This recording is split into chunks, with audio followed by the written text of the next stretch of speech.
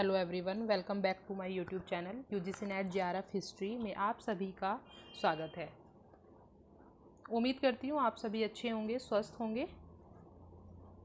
आज की वीडियो में जो हमारा टॉपिक है, जिस टॉपिक पर हम डिस्कस करने वाले हैं वो काफ़ी इम्पोर्टेंट टॉपिक है स्टूडेंट्स। तो आज का जो टॉपिक है वो है अशोक मौर्य। अशोक मौर्य जो मौर्य वंश के सम्राट हुए हैं, अशोक महान जिन्हें कहा जाता है, तो उसके बारे में आज हम डिस्कस करेंगे। सो स्टूडेंट्स, आज की जो वीडियो है वो हम स्टार्ट करते हैं। तो प्लीज़ इस वीडियो को एंड तक देखिएगा। भारत के मौर्य वंश के सम्राट अशोक। टाइम, इनके जो शासन अवधि है, शासन करने का जो समय है वो है 269 BC से 232 BC, 232 ईसा पूर्व तक। राज्याभिषेक कब हुआ था? 270 ईसा पूर्व में इनका राज्याभिषेक हुआ था। इनसे जो पहले के सम्राट थे वो कौन थे, जो इनके पिता भी थे? सो स्टूडेंट्स, ऐसे ही छोटे छोटे क्वेश्चंस हमारे एग्जाम्स में आते हैं। तो इनसे जो पहले के सम्राट हैं वो कौन हुए हैं? पूर्ववर्ती सम्राट जिनको बोलते हैं। तो पूर्ववर्ती राजा कौन हुए थे? बिंदुसार, जो इनके पिता थे। और उत्तरवर्ती सम्राट, इनके जो बाद के जो सम्राट हुए हैं वो हुए हैं दशरथ मौर्य। इनका जो जन्म है वो 304 ईसा पूर्व में पाटलिपुत्र में हुआ था, पाटलिपुत्र पटना में। और इनकी जो मृत्यु है वो 232 ईसा पूर्व पाटलिपुत्र पटना में ही हो गई थी। इनकी जो समाधि है वो पाटलिपुत्र में ही है। इनकी जो वाइफ थी उनका नाम था देवी कारुवकी, पद्मावती और तिस्सैरक्षिता। संतान, जो इनकी संतान थी वो थे महेंद्र, संघमित्रा, तीवल और कुणाल। एक बेटी और 3 बेटे थे इनके, 4 बच्चे थे। और चारुमती, एक महेंद्र, संघमित्रा, तीवल, कुणाल और चारुमती। इनका जो घराना था वो मौर्य था। पिता जो है बिंदुसार थे। और माता कौन थी? माता का नाम था इनका शुभद्रांगी, जिनको रानी धर्मा भी कहते थे। तो ये इनकी छोटे से इंट्रोडक्शन था अशोक का। अब इनके प्रारंभिक जीवन के बारे में देख लेते हैं स्टूडेंट्स। चक्रवर्ती अशोक सम्राट बिंदुसार और रानी धर्मा के पुत्र थे। जैसा कि मैं आप सभी को बता चुकी हूँ, इनके पिता का नाम बिंदुसार था और माता का नाम रानी धर्मा। लंका की परंपरा में बिंदुसार की 16 पटरानियों और 101 पुत्रों का उल्लेख है। लंका है उसकी परंपरा में बिंदुसार की 16 रानियों का और उसके 101 पुत्रों का उल्लेख है। तो इसीलिए ऐसा भी कहा जाता है कि जो अशोक मौर्य थे वो अपने 100 भाइयों की हत्या करके गद्दी पर बैठे थे, ऐसा कहा गया है।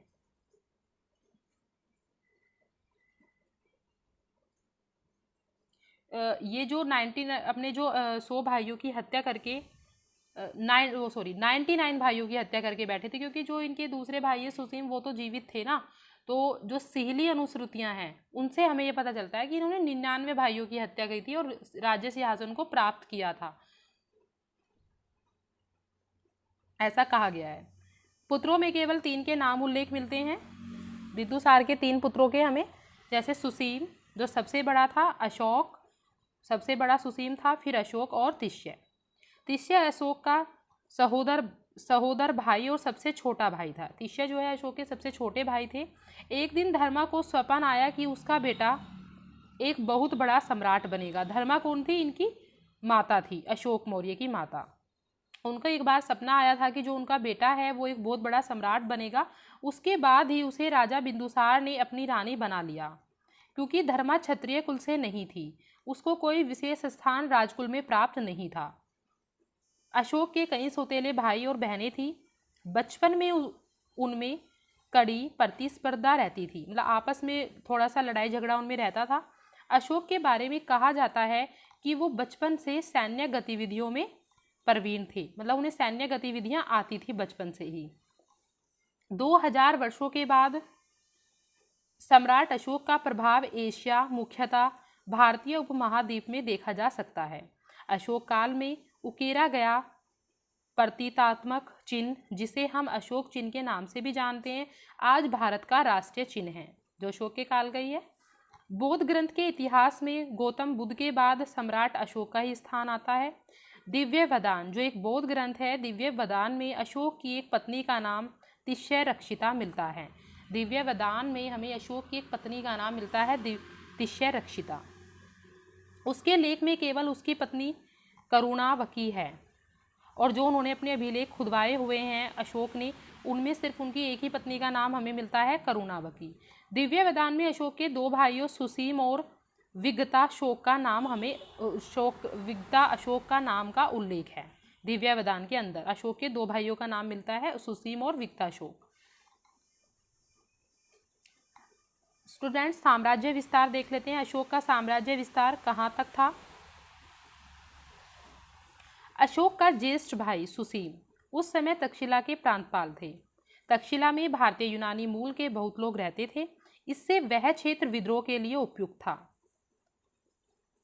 सुसीम के अकुशल प्रशासन के कारण भी उस क्षेत्र में विद्रोह पनप उठे, क्योंकि वो अच्छे से प्रशासन नहीं चला रहे थे, तो वहां पर विद्रोह होना शुरू हो गया। राजा बिंदुसार ने सुसीम के कहने पर राजकुमार अशोक को विद्रोह दमन के लिए भेजा। अशोक के आने की खबर सुनकर ही विद्रोहियों ने उपद्रव को खत्म कर दिया और विद्रोह बिना किसी युद्ध के ही खत्म हो गया। जैसे उन्होंने अशोक की आने की खबर सुनी कि अशोक वहां पर आ रहे हैं, तो उन्होंने विद्रोह को खुद पर खुद ही खत्म कर दिया। हालांकि यहाँ पर विद्रोह एक बार फिर अशोक के शासनकाल में ही हुआ, पर इस बार उसे बलपूर्वक कुचल दिया गया था। अशोक की इस प्रसिद्धि से उसके भाई सुसीम को सिंहासन न मिलने का संकट बढ़ गया था, क्योंकि अशोक ने जो ये प्रसिद्धि प्राप्त की थी, मतलब जो विद्रोह का दमन किया था, तो उससे क्या हुआ, उसके भाई को इस संकट टेंशन हो गई कि उसको सिंहासन नहीं मिलेगा। उसने सम्राट बिंदुसार को कहकर अशोक को निर्वास में डाल दिया। अशोक जो है कलिंग चले गए, वहाँ उसे मत्स्य कुमारी कौरवकी से प्रेम हो गया। वर्तमान में मिले साक्ष्यों के अनुसार बाद में अशोक ने उसे तीसरी या दूसरी रानी बनाया था, ऐसा मतलब कहा जाता है। जो अभी हमें कुछ साक्ष्य मिले हैं उसके अनुसार ही पता चलता है कि अशोक ने उसको अपनी दूसरी या तीसरी रानी बनाया। इसी बीच उज्जैन में विद्रोह हुआ था। मौर्य द्वारा फैलाए गए गुप्तचर जाल से उसके बारे में पता चलने के बाद उसके भाई सुसीम द्वारा उसे मरवाए जाने का भय था। वह बौद्ध सन्यासियों के साथ रहा था। इसी समय उसे बौद्ध विधि विधानों और शिक्षाओं का पता चला था। यहाँ पर एक सुंदरी जिनका नाम देवी था, उससे अशोक को प्रेम हो गया। स्वस्थ होने के बाद अशोक ने उनसे विवाह कर लिया, ऐसा कहा जाता है। कुछ वर्षों के बाद सुसीम ने तंग आ चुके लोगों से अशोक को राज्य सिंहासन हथियाने के लिए प्रोत्साहित किया गया, और जब वह आश्रम में थे तब उनको समाचार मिला कि उनकी जो माँ है, उनकी माँ को उनके सौतेले भाइयों ने मार डाला। तब उन्होंने राजभवन में जाकर अपने सारे सौतेले भाइयों की हत्या कर दी और सम्राट बन गए। तो ऐसे इन्होंने अपने राज्य शासन की प्राप्ति की थी, क्योंकि इनको जब ये आश्रम में रह रहे थे, इनको निकाल दिया गया था, तो आश्रम में रहते थे। तो जब इनको पता चला कि इनके सौतेले भाइयों ने इनकी माँ की हत्या कर दी है, तो ये वहाँ पर वापस जाते हैं राजभवन के अंदर और अपने सारे सौतेले भाइयों की हत्या करके राजगद्दी को प्राप्त करते हैं। दिव्यवदान में हमें अशोक की माता का नाम शुभ्रांगी मिलता है, जो चंपा के एक ब्राह्मण की कन्या थी, और दक्षिणी परंपराओं में उसे धर्मा कहा गया है, जो प्रधान रानी थी, मतलब ऐसा उनकी माता का जो नाम था। लेकिन कुछ विद्वान उसे सेल्यूकस की कन्या से उत्पन्न भी बताते हैं अशोक को, परंतु ऐसे जो मतलब ये विषय है ये हमें निश्चित रूप से सही नहीं कहे जा सकते। जो सीली परंपराएं हैं उनसे हमें ये पता चलता है कि उज्जैनी जाते हुए अशोक जो है विदिशा में रुका, जहां उसने एक श्रेष्ठी की पुत्री, जो व्यापारी होते हैं श्रेष्ठी उन्हें बोलते हैं, उनकी पुत्री देवी के साथ विवाह कर लिया। और उन्हीं से जब वो उनसे विवाह कर लेते हैं तो उसी से अशोक के पुत्र महेंद्र और उनकी जो पुत्री है संघमित्रा, उनका जन्म हुआ था। इन्हीं दोनों को, महेंद्र और संघमित्रा को ही ये बौद्ध धर्म के प्रचार के लिए श्रीलंका भेजते हैं, और ये उनकी पहली पत्नी थी, ऐसा कहा जाता है। और लेकिन दिव्यवदान में उनकी एक और पत्नी का नाम हमें मिलता है, जिसका नाम है तिष्यरक्षिता, ऐसा कहा गया है।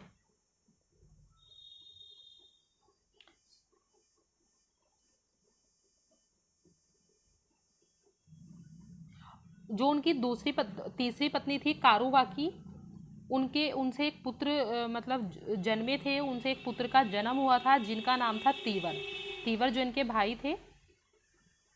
तो तीवर जो है किनके बेटे थे? कारुवाकी के बेटे थे तीवर। सो स्टूडेंट्स, आज की वीडियो में इतना ही। नेक्स्ट वीडियो में हम कलिंग युद्ध जो काफ़ी मोस्ट इम्पोर्टेंट है, अशोक के समय में जो कलिंग युद्ध हुआ था उसके बारे में हम बात करेंगे। इस टॉपिक पर हम डिस्कस करेंगे कलिंग युद्ध के बारे में, जब उन्होंने फिर बौद्ध धर्म अपनाते हैं ये और युद्ध न करने की ठान लेते। तो ऐसा क्या हुआ था कलिंग युद्ध में कि मतलब इन्होंने बाद में युद्ध न करने की नीति अपनाई। सो स्टूडेंट्स, अगर आपको ये वीडियो अच्छी लगी हो तो प्लीज़ वीडियो को लाइक और शेयर ज़रूर कीजिएगा। Thank you, have a good day.